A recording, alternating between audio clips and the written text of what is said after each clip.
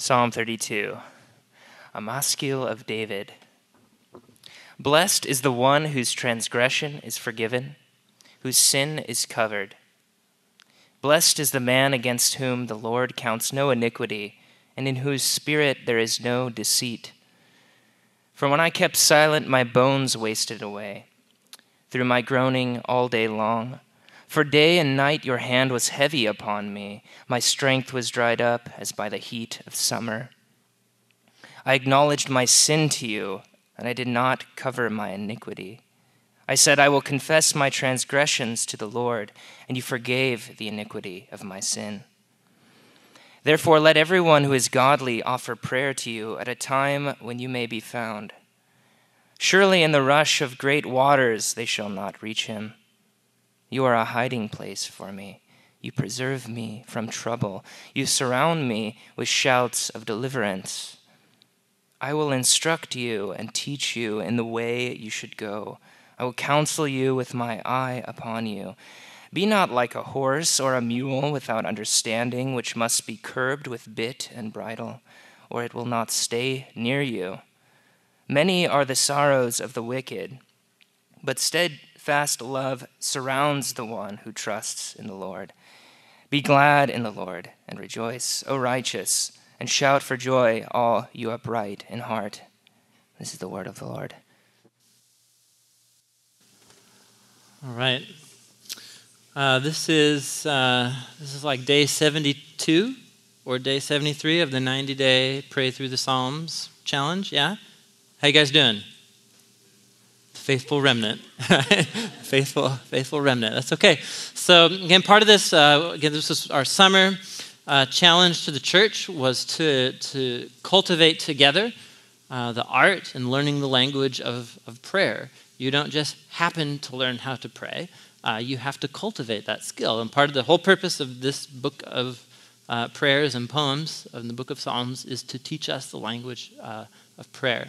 And so we've been in different messages kind of camping out and focusing on different life situations that we find ourselves in, and how do you pray through that kind of situation or life experience. And tonight we're talking about confession, praying.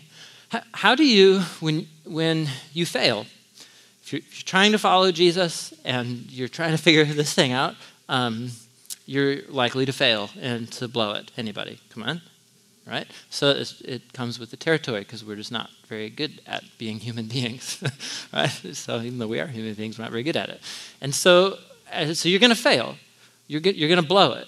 You're going to either at the last minute make a decision that you regret and you didn't think about it beforehand, but you're also going to come across moments that you knew it was wrong beforehand, you knew it was wrong during it, and you knew it was wrong after, and you did it anyway. How do you process and pray through experiences of real failure before God, where you fail other people, you fail yourself? How do you work through that in a way that you don't constantly come out the other side of that just totally wounded and just feeling crippled and just waiting for it to happen again? How could we experience confession in a way that ends the way David ends this prayer, which is people yelling and rejoicing because of love and faithfulness and who are happy?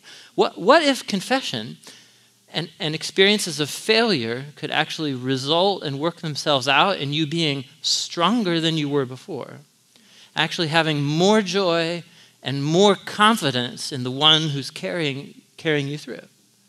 What if confession was like that? My guess is when I say the word confess, it occurs here in the prayer. When I say the word confession, you get a smiley face or a sad face, like word association. The general tone of that word in our language, confession. Yeah, we kind of think whatever, like guilt, remorse, something pathology, something, I don't know, something negative associations. And in this prayer, confession is precisely the key to life and to joy and freedom and confidence. And so what if our failures in following Jesus could result in this kind of ski jump that you hit at the end of the prayer here, which is rejoice and be glad? What if that could happen? And that's precisely what the psalm is here to do, is to help take us to learn the language of confession that leads to joy and to confidence and to life. Look at the first word of the prayer here, of David's prayer. What's the first word? How do you say the first word? Okay, I'm hearing blessed, but then I'm also hearing blessed. Exactly right. Now here's the funny thing. This has nothing to do with Hebrew or anything like that. This is just what I call religious speak, which is, for some reason, there are just some words that we only say in religious settings, even though we never say them like that in any other setting, right? So I doubt if it wasn't related to anything else, you wouldn't say, I feel so blessed today. But for some reason, when we read the Bible out loud, we feel like, anyway, that's just a funny thing about religious communities, that we have special language. So anyhow, so blessed. And again, this is really a religious word that kind of almost becomes trite to us. You might recall, this is also the first word of the whole book of Psalms, yeah? Remember Psalm 1 that Josh opened up the whole series with is, blessed is the man who doesn't walk in the counsel of the wicked, stand in the way of sinners, and so on. It talks about this person who's blessed because of all these things that he doesn't do. And so this psalm begins with there's actually probably about a dozen prayers in the book of Psalms that begin just like this. And blessed, it becomes kind of benign in English. We don't, again, are trite or something like that. This is actually a very powerful concept that is in every single one of our heads. We just don't use the word blessed to talk about it. So what this word is it's the billboards that are all up and down, like the streets around the highway, that depict some sort of favorable, pleasant scene where life is free of all problems because you have their product in your hand. You know what I'm saying? So you have the six-pack of Budweiser, and then the guy also holding it has a six-pack for sure. You know what I'm saying? And so here we're at the male fantasy version or whatever, scantily clad women around a beach or something like that. And here we go. Right? That's it's the ideal. It's the good life, so to speak. My idea of the good life is something different. And it might just have to do that I have two small kids now and absolutely no social life and no sleep, right? But my idea of the good life would be something like living down on 12th in Belmont in the cool loft apartment with exposed brick, you know what I'm saying?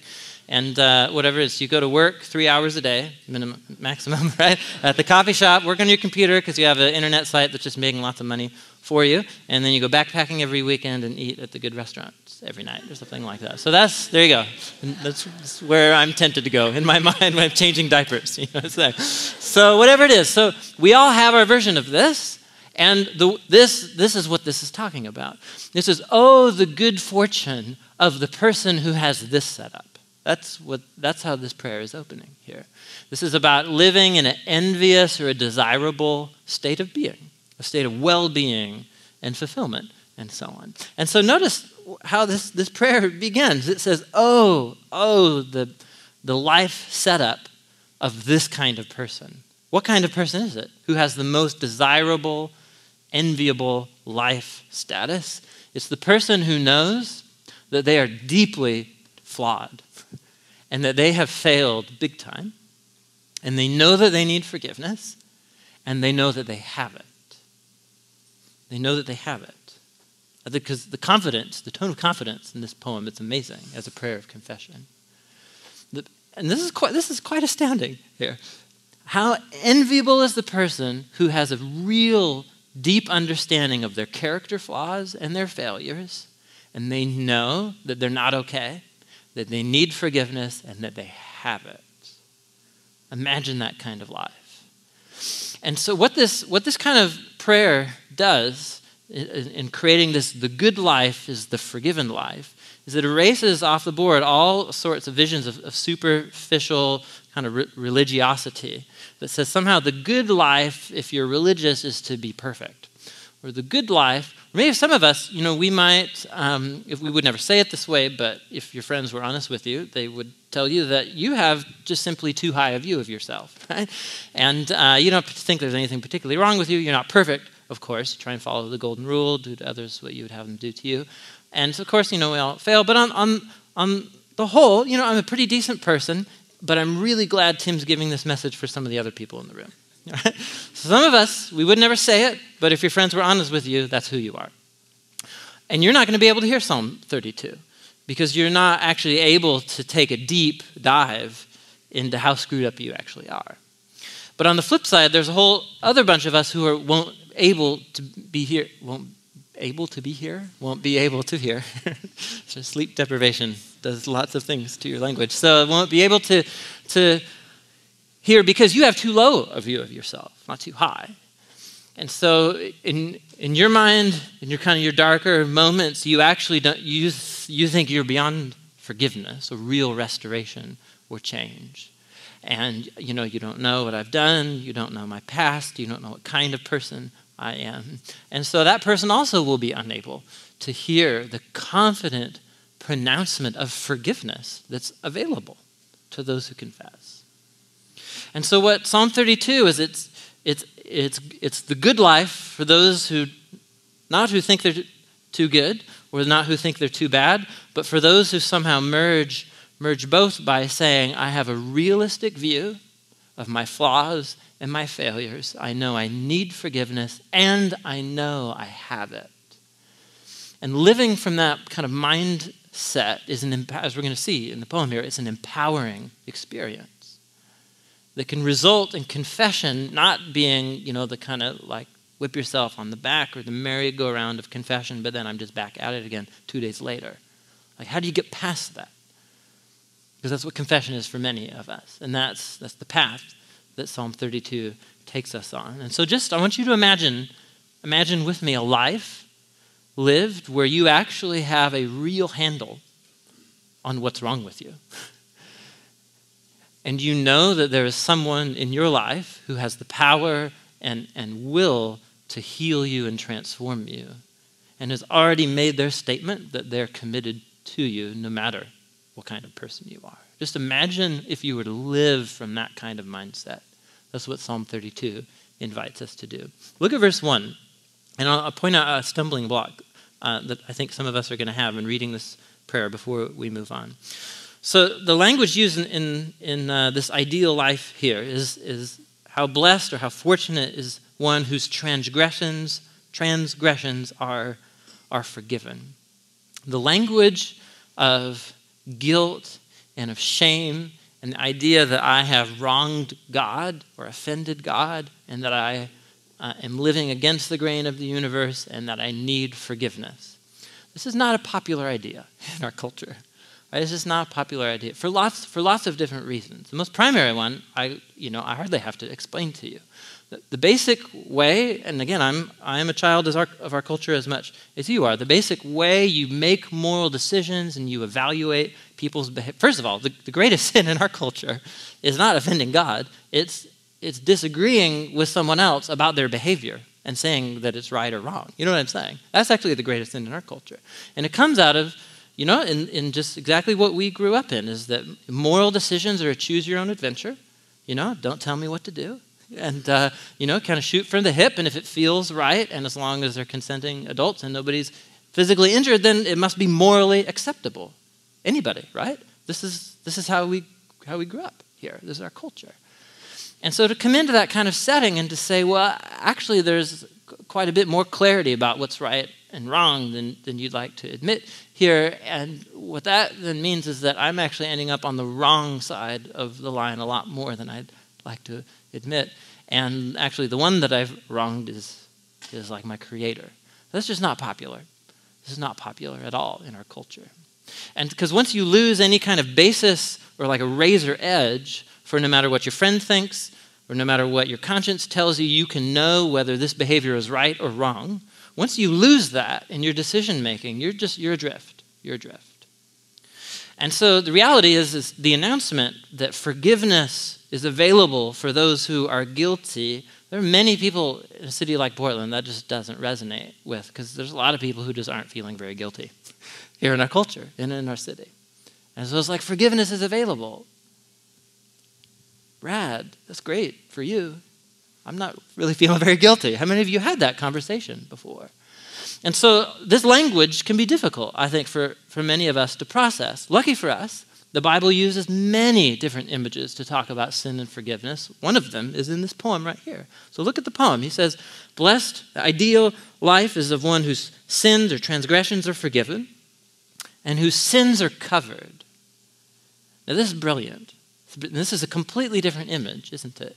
Forgiveness is language about relationship. You've wronged someone, it needs to be forgiven. But to have your sins covered, that's a very different idea of this whole conversation here. And as we're going to see here in verse 5, the word sin in the Bible just means failure. Failure. How fortunate is the person whose failures are covered. That speaks a whole different language to us. So think to the very first pages of the Bible, one of the very familiar stories in the book of Genesis, the story of the first human characters in the story, Adam and Eve. And so there's this whole thing with a tree of the knowledge of good and evil that they're not supposed to eat from. And so what this whole part of the story is about, are humans going to humbly kind of put themselves under God's wisdom of defining good and evil, God's knowledge of good and evil? Or are the humans going to seize autonomy and seize the authority to know and define good and evil for themselves and to draw the lines where they see fit? That's what's happening there in that story. And so when the humans seize autonomy, they decide to define good and evil for themselves according to their own knowledge. In the story, what's the very first thing that happens when they take and they seize the opportunity? What happens? It's a little detail in the story that speaks volumes about the human condition. The first thing, it says their eyes were opened and they realized they're naked. And so they're ashamed, and then they're like, oh. And so they get some leaves from a tree and they make clothes for themselves. And we're like, what? It's so strange, right? So what is going on there? This is a profound story about the human condition. And so it's about clothing, but clothing here becomes a symbol of something that's deeply wrong with all of us. So why is it, except for Pedalpalooza and the naked bike ride, and that's a whole other different thing that just tells volumes about our culture, but most people actually think that clothing is a good idea, and I tend to think that's a good idea, and for a number of different reasons. So clothing is a physical way that we cover ourselves because there are things about me that I don't want you to see. There are things about you that you don't want other people to have totally unfiltered access to, to viewing or whatever. And that's a part, there's something deep within us that's universal about human beings. To be the object of someone's gaze, and I have no ability to control what they see or don't see about me, that's a dehumanizing experience. It's humiliating for us. Why? Because physically, there are things that we might be ashamed of. But of course, in the story of Adam and Eve, this is an image that's not just about clothing. This is about who we are. And the fact that if I'm, not just physically, but if my thought life was available to all of you, totally unfiltered, 24/7, that would be horrifying to me. And it would be horrifying to you too, I think, right? Because you'd be like, that's my pastor, really? He really thought that about that person who just cut him off, really? But whatever, you're screwed up too, so right back at you, just the thought, really, think about this. Some of our worst nightmares are made up of moments where we're uncovered. You know what I'm saying?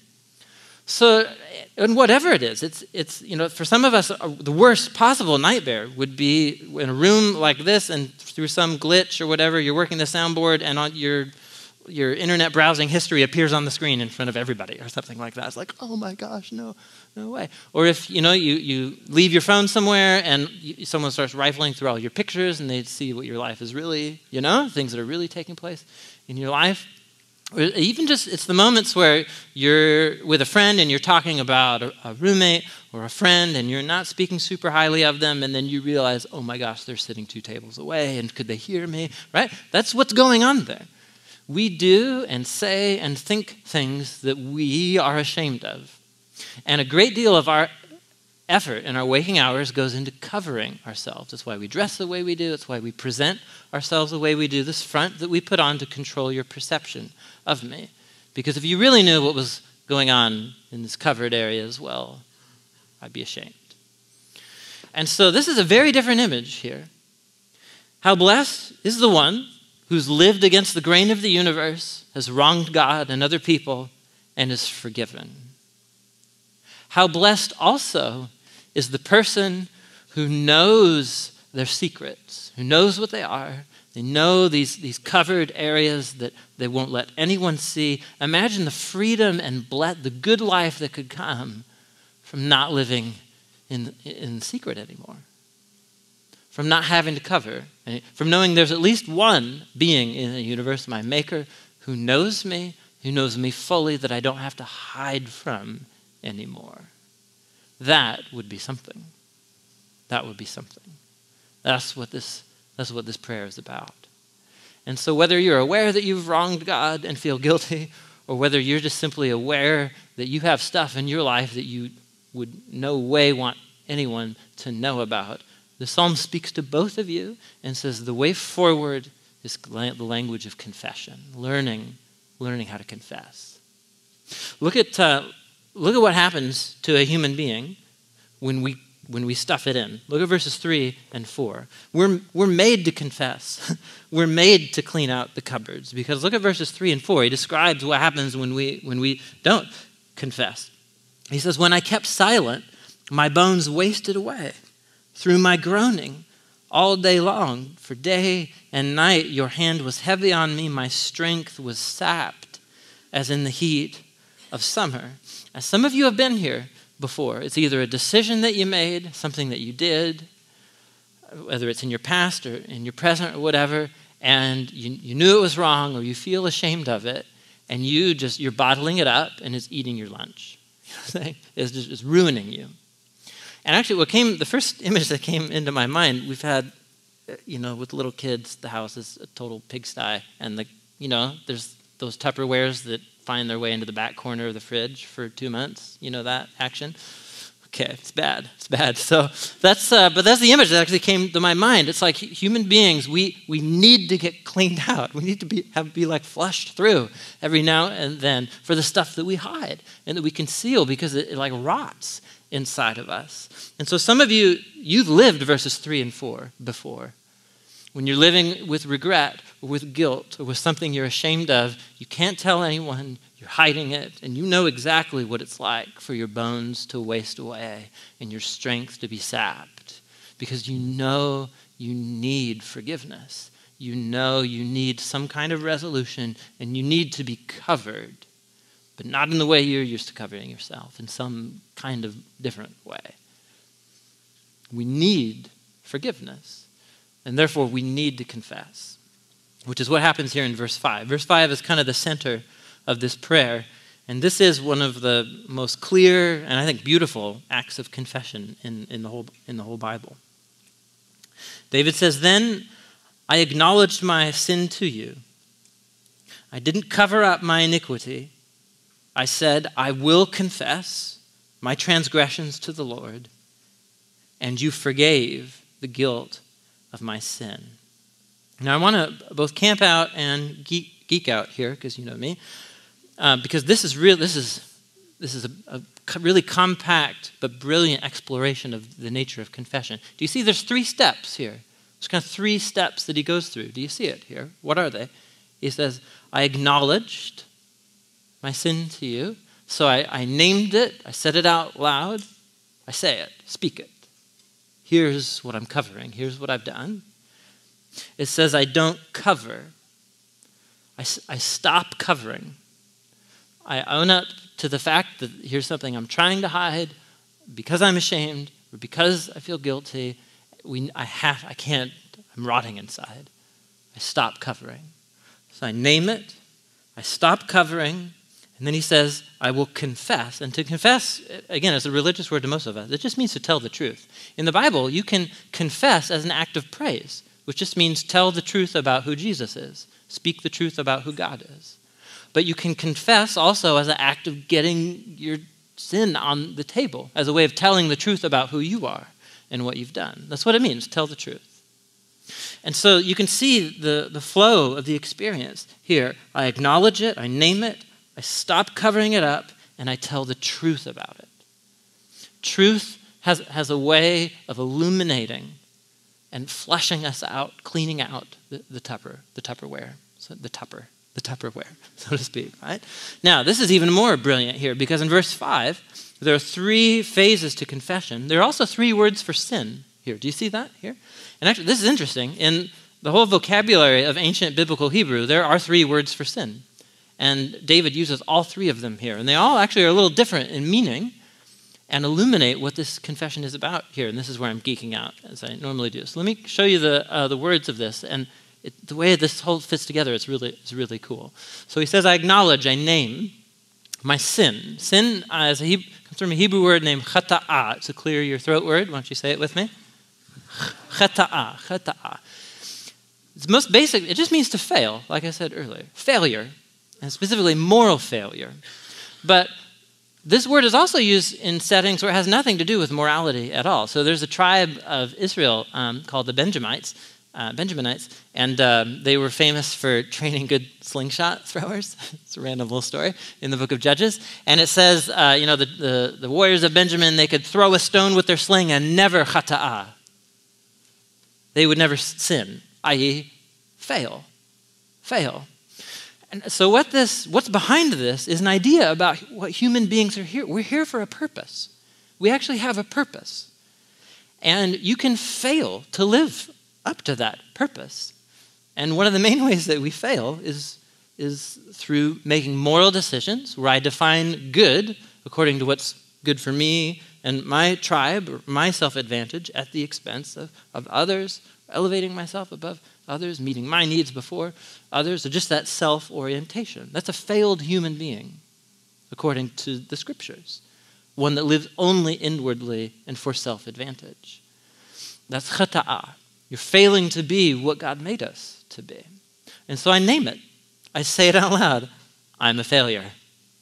Everybody, come on. No, I won't make you do that. Right? But so there you go. I mean, and for some of us, that might be the hugest hurdle to actually, for the first time, own up to the fact that you're wrong. That you're wrong. And it's really hard for some of us, and for lots of different reasons, but you can't make a step forward towards Jesus without admitting that you're wrong about some really fundamental things in life. And so you name that, and you take the next step, which he says, I name it, my failures, and I stop covering over my iniquity. Now, there's a word you used this last week, right? Iniquity.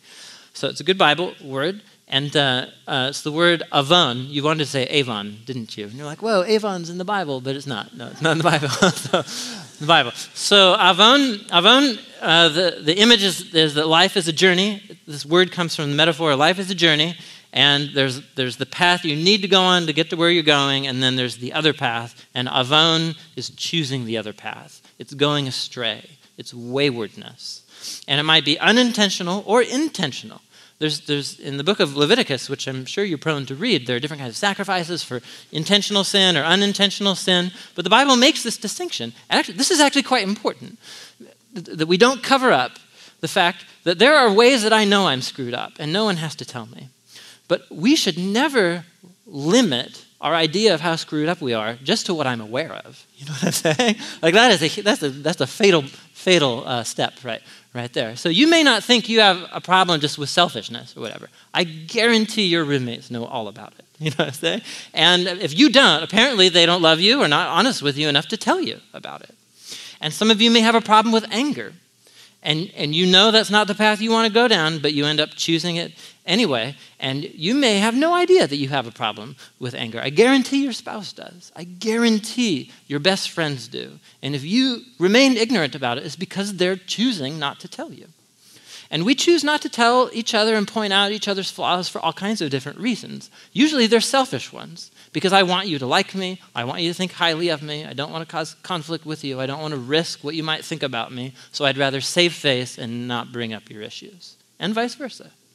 I mean, come on. This is how we do it. And so the language of confession, it just cuts right through it. It says, stop the cover-up game with each other and with God. It's the language of confession. So I name my failures. I stop covering up the fact that I perpetually choose the path that I know I'm not supposed to be on. And then I speak the truth. I confess about my transgressions. And the word here is pesha. And pesha is not you just happen to fail or you just happen to choose the wrong path. It's here's a line. It's a moral line. I know it's wrong. Cross it anyway. That's pesha. And so he's using the whole biblical vocabulary of all the ways that we make horrible decisions, intentionally or unintentionally. And he just says, get it out there. It's the best thing for you. It's the way to the good life, is to get that stuff out on the table. First and foremost before God. It's the way to life. And notice, then he just ends it right here with this quick statement. And what is God's response in all of this? Look at verse 5. This is unbelievable. Does he say, and you considered forgiving? You thought about forgiving. He just says right here, I did all of the heart searching I knew how to do, get it all on the table, and here's God's response. You forgave. You forgave. It's part of God being faithful to his own character, as we'll see in a second here. Now, I just want you to imagine, if you've ever had this kind of experience, think back to it. If you've never really gotten this raw and honest with God or another person before, I just want you to imagine, what if you were really to get all of your mess on the table in an act of confession like this? Can you imagine the freedom? Can you imagine the confidence you would have, not in yourself, but see, once you know that the worst of me is out there now, and here's God's response to me, that's an empowering experience, to know that grace is stronger than anything of my mess that I can throw on the table in an act of confession. That'll start to change you if you learn the language and the habit of confession. And so look what he describes here as a result of it. Verse 6, he says, therefore let all who are faithful pray to you while you may be found. Surely the rising of mighty waters won't reach them. You are my hiding place. You will protect me from trouble. You will surround me with songs of deliverance. It's this confident language here. And he's not confident in himself. He's confident in the one in whom he's hiding. Now, God, as his forgiver, is the one that his confidence rests in. He's not confident in himself. He knows what kind of person he is. He's a person who does chata'a, avon, and pesha. That's what he is. He's not confident in himself. He's confident in this one who's moved towards him in an act to forgive. And if you don't know that experience of grace, that when you experience it, it feels so extravagant and ridiculous that God would move towards you. That's it, man. That's the real thing right there. And most of us miss out on that. And for us, confession, it doesn't result in this kind of confidence or empowerment or joy that's out the other side. And this is what the last part of the poem is about. Why is that? Why is it for many of us confession doesn't result in lasting change or some kind of transformation? Look at where he goes here. This is so interesting. Verse 8. He says, I will instruct you. I'll teach you in the way you should go. I'll counsel you with my eye on you. Don't be like the horse or the mule that doesn't have any understanding and has to be controlled by bit and bridle, or else it won't come to you. Cue the motorcycle. Don't be like that. Don't be like that. Many are the woes of the wicked because they're like stupid mules. But the Lord's unfailing love surrounds the one who trusts in him. Rejoice in the Lord. Be glad, you righteous. Sing, you are upright in heart. So what he's getting at here is there's two roads of confession. There can be a form of confession or refusing to confess that'll land you with the woes of the wicked, but there's a way through confession to joy and confidence. And he says it's not being like a stupid mule. Do you see that there? Not being like a dumb donkey.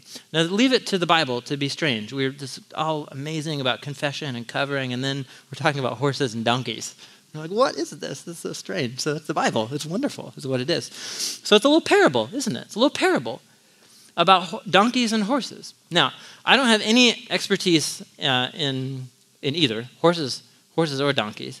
I'm terribly allergic to horses, and I found this out when I was about 13. Broke out in hives, haven't touched one since. So I don't know a whole lot about horses.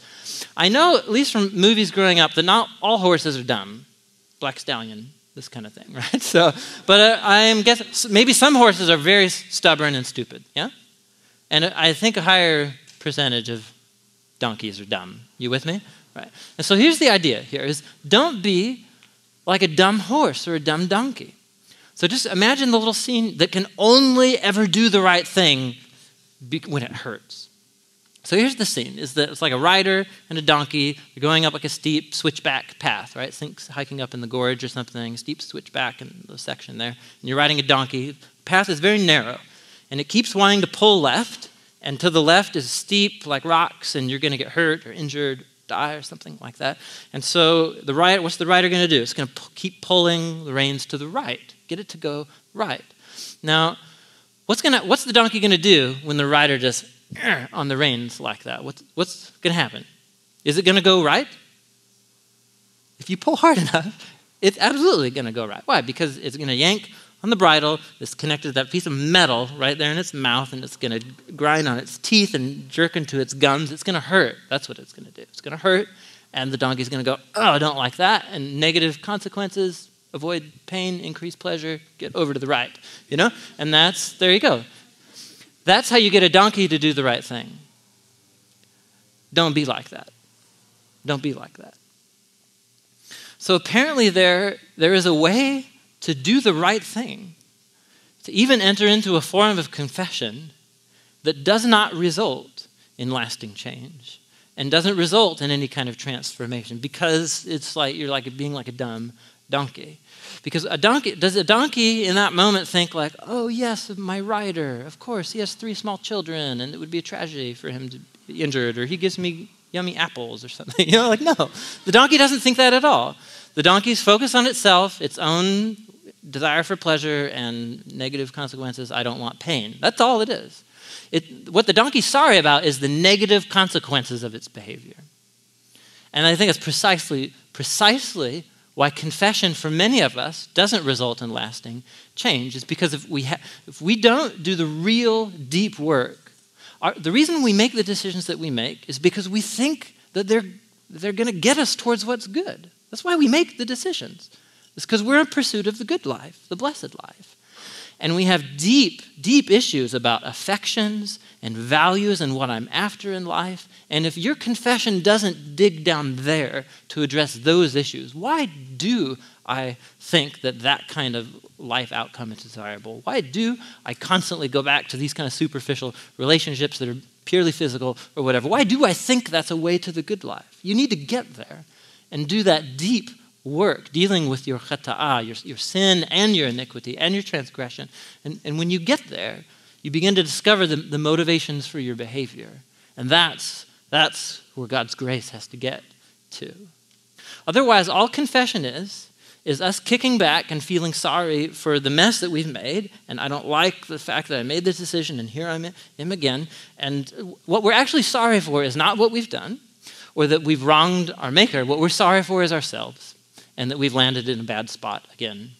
And there you go. Because the moment that the rider lets up on that bridle, 5 minutes later, what's that donkey doing again once it's forgotten about the pain? It's just pulling left again. And then you'll find yourself, I tried the Christianity thing, I tried the religion thing, and it's no, dude, no. We tried a superficial religion. You never engaged in a real relationship with Jesus, where you got your serious issues on the table, where you confessed, you sought help, and allowed Jesus to get in there and do real transformational work with his unconditional love and grace. Until you've tried that, you're not in touch with the real thing. It's just religion. And that's a very hard merry-go-round to get off of. And all of a sudden, then your confession then becomes some other thing too, because your confession, you begin to believe that your confession is what it is that warrants God's forgiveness of you. And so you feel like, man, I really was sorry. I thought I was sorry. I thought I asked for forgiveness, and I don't feel very forgiven or whatever. And it just becomes this subjective mess. And you're like, did I really confess? I'm not sure if was I really sorry enough? How sorry do I have to be? And it's just the gospel just cuts right through that. And it cuts through it because of the basis of confession. And let me close with this. Look at that statement in verse 5. Notice he says, I confess, I do the deep work. Get it all on the table. And you forgave. There's no hesitancy at all. You forgave. Look at verse 2, right at the beginning. It says, how blessed, how fortunate is the one whose sin the Lord doesn't count against him. Now that's an astounding statement. that apparently the God that we confess and believe in here is a God who's in the business of not counting people's wrongs against them. That's crazy. That's what that is. That's crazy. Like, how can David so confidently just say stuff like that? And this is as crazy as, so I-84 was closed this weekend, yeah? How's that going for you? Yeah? So a whole bunch of us didn't pay attention. We weren't looking at the news or whatever, and so you were trying to get somewhere on time or whatever, do something. Or 39th, yeah, that section was closed here, and you didn't know or whatever, and so you ended up in the mess and on the detour. And I read an Oregonian article. They placed cops all over the side streets around the closures. 39th racked up 80 tickets in one weekend. So there you go, from all the cops they put on there. So whatever. So you're that person, and you get nailed because you were frustrated. You missed on the detour, and you're racing through some side streets or whatever. Little kids are playing. You're like, okay, I need to get where I'm going. And so whatever. So whatever. You get the ticket, and you go down to the courthouse. And sometimes showing up in person will lessen the fine just a little bit, or not, if you're a skateboarder. I know from experience. And all of a sudden the judge just says to you, yeah, that was probably a rough day that you were having there. Let's just forget this whole thing, Allow me to personally call your insurance agent, strike it from the record. Here's a Tootsie Roll as you go out the door. And so that's ridiculous. That's utterly ridiculous. And that's as ridiculous as what David is saying here. It should make our jaws drop. Apparently, this God is in the business of just straight up, I confess, you forgive. And God finds particular pleasure in giving people the good life where he doesn't count their wrongs against them. Where does David get this confidence? And so, like all of these prayers and psalms we've been exploring week after week, they're putting down signposts in the story of the Old Testament that are all pointing forward to the great act of the cross and the resurrection of Jesus, where God deals with the sin and the iniquity and the transgression of humanity in our world. That's what this is pointing to. And Paul picks up on the language. Paul the Apostle picks up on the language of verse 2 in numerous places in his writings. And one of them is this right here, 2 Corinthians chapter 5, verse 21. He says, God made the one who knew no sin to become sin for us, so that in him, that is Jesus, we might become the righteousness of God. The basis of Christian confession is not how sorry I feel. It's certainly not like feeling a pity party for this mess I've made for myself. And the confidence that I have to come and confess all of this mess that's inside of me is not how and somehow that I could think I can do something about this. Christian confession, the basis of it is purely what Jesus has done for me that I cannot do for myself. And Christian confession is this raw honesty about who I am, but it's this trusting by faith acknowledgement that there is a forgiveness and a covering available to me long before I ever knew it existed, and that is perpetually available to me in the future. That's Christian confession. And that gets you off the merry-go-round of, was I sorry enough? To be honest, it doesn't matter how, you know what I'm saying? Like, what matters is that the cross happened. And if you could just wake up to the fact that the cross was for you and that it has transformative power to heal and change you, now we're talking. Then confession becomes a pathway to joy and to change and to confidence. And so this big room, there's so many stories represented. And all of us have our own version of what we would be horrified to have put on the screen, from when you were by yourself and no one saw, and there it is. We all have our version of that nightmare. And the question is, what do you do with that? How do you pray through that? And David paints a way for us as he points to the cross. The place where Jesus was given a status and a treatment that he did not deserve, so that you and I are treated and receive a status that we did not deserve. And there you go. This is good news of God's grace to people who consistently hide. People like us. Amen?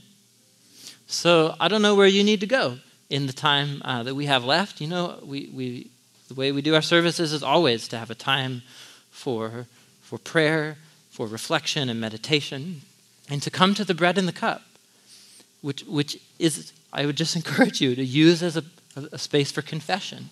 Maybe some of you need to sit with verse 5 in front of you and let verse 5 guide you in a confession before God tonight. And then let the bread and the cup, where Jesus' blood that was shed for us, or his body that was broken for us, can become something different than what it normally is to you. Or perhaps some of you to do that for the first time as an act of confession. I don't know what you need to do, but as I close us in prayer, I'm just going to pray for us, and that God's Spirit will be at work, softening our hearts and telling us where we need to go in our confession. So let me close us in a word of prayer.